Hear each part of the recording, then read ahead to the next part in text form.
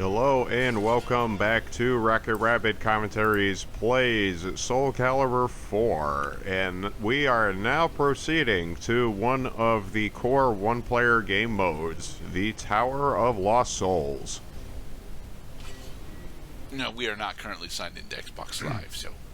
And we will never be signed into Xbox Live, where we will see that there are definitely people who can play this game better than we can. So what's the rundown for Tower of Lost Souls, Mr. Cloud? It's actually closely related to the Weapon Master mode that Soul Calibur 2 players like myself would remember.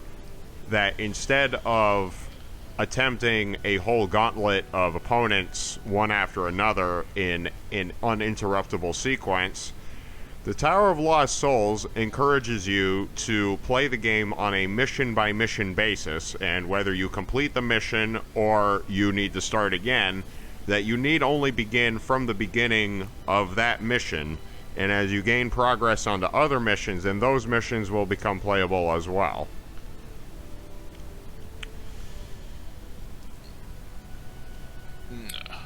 Armor indicator below the soul gauge. The easiest way to tell that an equipment has just been destroyed is when you hear a loud cracking sound on the sound effects during a game.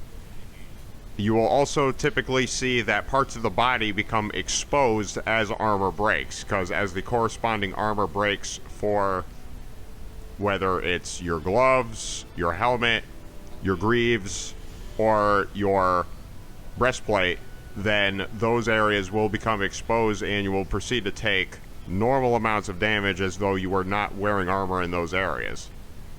Right.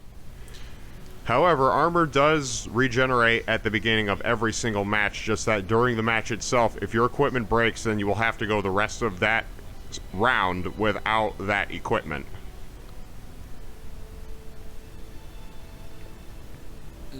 Many skills are activated automatically, but some require you to manually activate them by entering the activation command during battle. I don't particularly care for the manual activation of skills. If, for example, it's a skill that will temporarily give you increases in speed or power, or increase the probability of unblockable attacks or counterattacks, I would rather use the passive skills that do not have to be activated during the battle and will just proceed to take effect as soon as the match starts.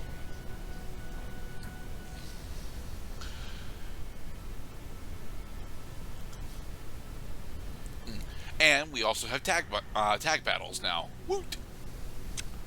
Using the tag team system, you can rest characters as long as you switch them from your active character.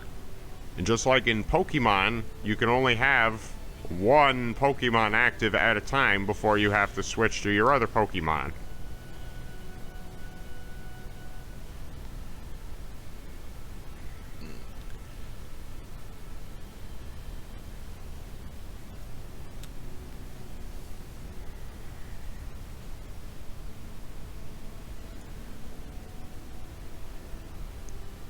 Okay, so everyone caught up on the battle tutorial? I think we just about got it. So beat up opponents, try not to run out of time, and don't die. Right. The law of the earth. The earth is absolute. None are above its laws. Gravity. It's not just a rule. It's the law. Alright, so who are we playing for this match, Mr. Cloud?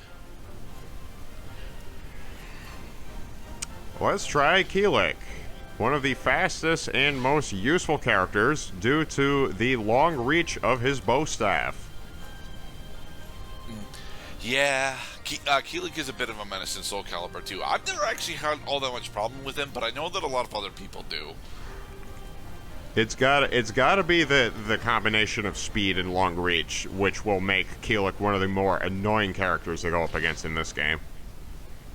Right. But hey, if you're good at blocking, or if you've seen Keelik's attacks enough times that you can do a perfect impact when you hit the block button only at the moment when the attack connects, then you do a power impact.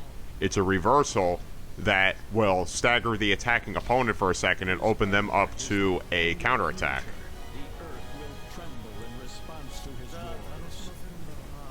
Hey, Rock. Rock style.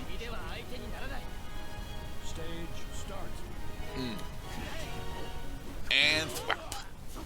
Oh, you'll But get... yeah, Keelik is also extremely acrobatic with his bow staff. Soul Blade did not actually have any characters with the bow staff. The closest that we got was Song Mina with her polearm, and she was somewhat acrobatic with it, but a lot of those attacks were much slower than Keelik's versions of them. Well, you will find many characters behaving similarly, not just the characters that are basically style and palette swaps of other characters, because Rock is definitely based on Astaroth. Well, Rock is more or less based on the old version of Rock, and then Astaroth is based on Rock as well. Heh. So who's the real Rock? Rock is the original Rock. Rock's story is more or less that he gets turned into Astaroth after failing to come home. We encourage you to look up the lore and story of Soul Calibur so that you can fully come to appreciate these situations that we're observing. Very fan-fiction-y. It's not that fan-fictioning, honestly. I mean, you can follow Rock's story as far back as Soul Calibur 2 at the very least, because Rock is actually a Native American tribesman, and he is pursuing Soul Edge specifically because his village gets attacked by Cervantes during a Spanish campaign. Before Cervantes fully gets corrupted by Soul Edge, and yeah, he ends up in Greece trying to follow Cervantes down, and he turns into Berserker during this time, and he eventually finds Soul Edge only to be corrupted from Berserker into Astaroth. They all had a chance to resist Soul Edge. Just like I had a chance to resist that up and down X swing by going underneath that massive thing. Mission accomplished, player. As a reward for completing the mission, or for getting a game over, as long as you acquire items along the way by meeting battle conditions, that you will then be able to use these armors and equipments in character creation mode, a mode that we have not yet discovered. Blade piercing wall. Your blade will be repelled if extended. The weak shall be destroyed. Pay close attention to the hints that they give you at the select mission screen, or the select path screen, if you will. The hints will lend to learning the right things to overcome your foes, because the gimmicks are going to steadily increase in difficulty as the paths ascend to the top. In this particular path, you will... We're taking Valdo and Siegfried. Let's try a little stabby action. So you like blocking, huh? You like repelling me with non-aggressive actions. Well, we will have to punish your lack of aggression. So, a thing that they didn't actually go over with the attack system is, do we actually have tag attacks? We have power attacks. We have well-timed attacks. We have posture-related attacks. The one character who really makes things look and feel weird is Valdo, with his tendency to have his back turned to his opponent as though he is just that kind of flexible.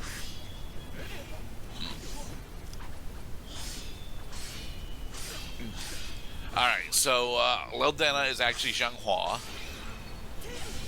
Leldena is now in Soul Crush mode because he's been blocking too often. I noticed that you're not taking advantage of them guarding so much about, with attempts to throw them. What is with that, or is that just simply because this is an early attempt at this mission? It's an early attempt at the mission. Okay. The answer to an opponent who blocks too often is either grab them, because grabs cannot be blocked, hit them only low. resisted by, and you have to press the grab button yourself in order to resist a grab, or you could try doing dodging, so that although a character will be blocking attacks from one direction, they will not be blocking attacks from other directions.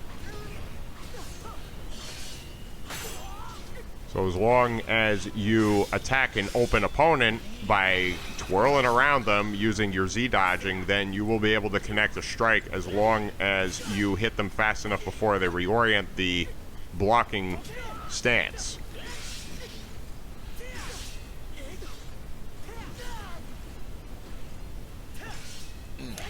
I forget. I think it's forward vertical, kick vertical is Siegfried's headbutt combo. Oh, he ought to have a headbutt combo, because that's a big head on those broad shoulders. Alright. And Vaju is Cervantes. Okay. Yeah, you can tell it's Cervantes because Cervantes uses the double sword style. Yes, the long sword and the short sword. And you can tell what each of these characters' playstyles is supposed to be based on the character icons that you see while the game is loading round after round, so you can prepare accordingly. The AI routines that you observe, path after path and floor after floor, are largely the same, except that when you advance to different paths, then the AI routines change accordingly. For example, a lot of times, like in this path, for example, the enemy will just be blocking. So you should... We acquired a pauldron. So you should learn, okay, enemies that block too often should be punished accordingly, because even if you start applying the punishment, they're not going to adapt the AI routine. Except that if you keep blocking, if you keep attacking high, then they'll continue to block high. If you keep attacking low, then they'll begin to block low. Now, is Al-Haddad Nightmare? Al-Haddad is a version of Nightmare. You can tell by the way he's standing, and also with the great big sword in just one hand of his. You see, I have difficulty differentiating between Nightmare and Siegfried in later titles, like in Soul Calibur 2 and in Soul Blade. Nightmare and Siegfried are relatively easy to distinguish, not only because of the fact that they have drastically different appearances, but also they have slightly different. That was very nice. They have slightly different move lists. Like, Nightmare, I don't think actually has access to the dropkick in Soul Calibur 2. Alright, Hilda. Now, how effective is this banner of hers? So the banner just applies certain stats to her character, because every time you fight a character in Tower of Lost Souls, it's a custom character, and they get abilities accordingly. Some of these characters are using armor that only the CPU has access to. Okay. But she doesn't use her banner as an actual weapon for this fight? No, she does. Okay.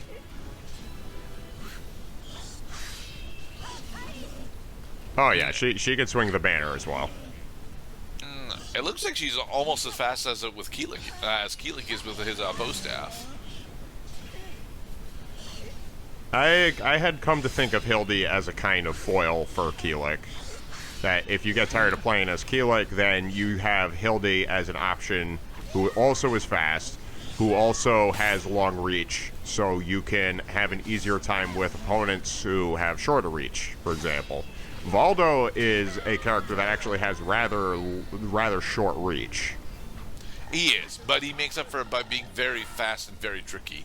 In the next episode, we're going to continue on the Tower of Lost Souls. The difficulty is slowly increasing. Let's not jump in the hot water too fast. Let's warm up a bit first. Be safe.